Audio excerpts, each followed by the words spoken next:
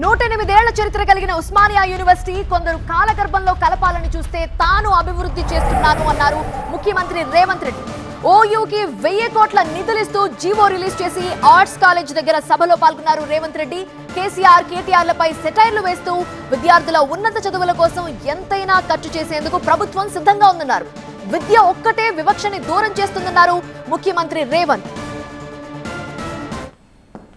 2 ఏళ్ల నుంచి మాట్లాడుతున్నారు కొంతమంది. రేవంత్ రెడ్డి గవర్నమెంట్ స్కూల్లో చదువుకున్నాడు, గ్రామీణ ప్రాంతంలో నుంచి వచ్చిండు, ఈయనకు పరిపాలన చేత కాదని. ఒక్క విషయమైతే నేను చెప్పదలుచుకున్న, ఉస్మానియా ఆర్ట్స్ కళాశాల ముందు నుంచి నేను గుంటూరులో చదువుకోలేదు మిత్రులారా. గూడు పుటాని నాకు తెలియదు. నల్లమల్ల అడవుల్లో నుంచి వచ్చిన క్రూర మృగాలను చూసినాను, సాధు జంతువులను చూసినాను, పేదవాడి సమస్యలను చూసిన. పుట్టినప్పటి నుంచి దళితులతోని, గిరిజనులతోని, బలహీన వర్గాలతోని, మైనారిటీలతోని కలిసిమెలిసి పెరిగిన వాళ్ళ సమస్యలు చూసిన. నాకు కొత్తగా అక్కర్లేదు.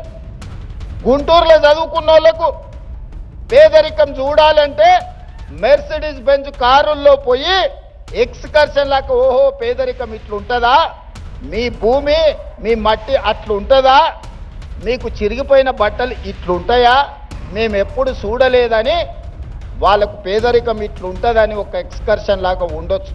108 సంవత్సరాల చరిత్ర కలిగిన ఈ ఉస్మానియా యూనివర్సిటీని కాలగర్భంలో కలపడానికి కొంతమంది కుట్రలు చేసి, ఆ కుట్రలను ఛేదించి మీరు ప్రజాపాలనను తెచ్చుకున్నారు. సమానమైన అవకాశాల కోసం మీరు ఏదైతే గొంతు ఇప్పినరో, ఈ ప్రభుత్వం, ఈ ప్రజాపాలన మీకు వేదిక ఇస్తుంది.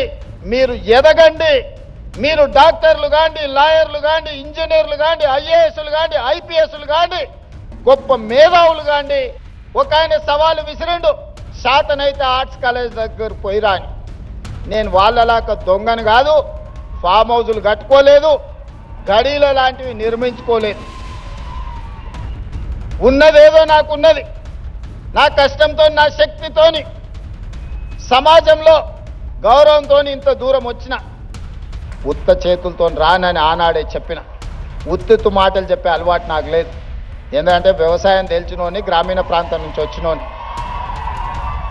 మన చేనుకు ఏ పురుగు పడితే ఏ మందు కొట్టాలో, ఏం ఎరువేయాలో తెలిసినోని. తెలంగాణకు పట్టిన చీడను పీడను ఎట్లా వదిలించాలో నాకు బాగా తెలుసు. కటానమస్గా మీకేస్తున్న మా ఇన్వాల్వ్మెంట్ ఉండదు.